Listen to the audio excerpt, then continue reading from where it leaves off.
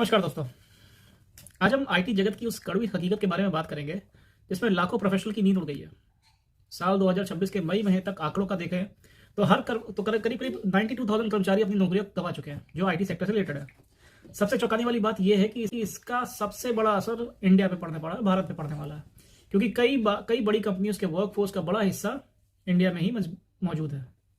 हाल ही में कॉग्निजेंट ने अपने कर्मचारी को प्रोजेक्ट लीप का नाम पे एक ईमेल भेजा। इसमें कंपनी का कहना है कि भविष्य की टेक्नोलॉजी में निवेश करना चाहते हैं, वे सिर्फ एआई अडॉप्टर नहीं बल्कि एआई बिल्डर बनना चाहते हैं। लेकिन कहानी का दूसरा पहलू यह है कि कंपनी ने करीब $320 मिलियन का फंड सेवरेंस के नाम पर अलग से रखा है। खबरों के मुताबिक कंपनियां कर्मचारी को 1 साल तक की सैलरी एडवांस देकर विदा करना चाहती हैं। अब सवाल यह है कि कोई कंपनी इतना पैसा मुफ्त क्यों दे रही है? जवाब बिल्कुल सीधा सीधा है। एआई में हैवी इन्वेस्टमेंट, एआई में भारी निवेश। कंपनियां उस पैसे को बचाना चाहती हैं जो वह हर महीने हजारों कर्मचारियों की सैलरी और ऑफिस मैनेजमेंट पर खर्च करती हैं।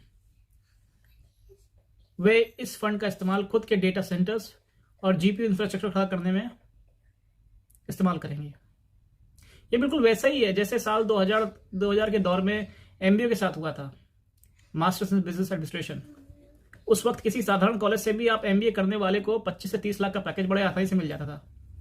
लेकिन आज भीड़ इतनी बढ़ गई है कि जब तक आप किसी टॉप टियर इंस्टीट्यूट से ना हो, वो आपको नौकरी देने को तैयार नहीं है।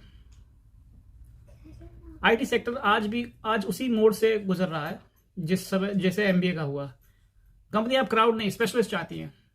Sam Altman, OpenAI CEO, ChatGPT के फाउंडर हैं, उन्होंने साफ किया है कि कंपनी अपनी भीड़ कम करने के लिए एआई को ढाल की तरह इस्तेमाल कर रही है।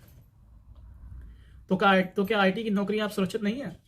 देखिए, एआई आपकी नौकरी शायद नहीं लेगा, लेकिन वह इंसान आपकी नौकरी जरूर ले लेगा जो एआई का इस्तेमाल आपसे बेहतर जानता है।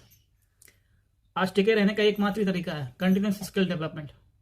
वक्त रहते संभलिए, खुद को ऑटोमेशन, एडवांस एआई टूल से अपडेट कीजिए, वरना आप भी उसी भीड़ का हिस्सा बन जाएंगे जो साल 2000 के बाद बिना स्किल्स वाले एमबीए ग्रेजुएट का हुआ था।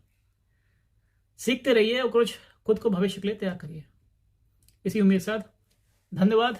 जय हिंद, जय भारत।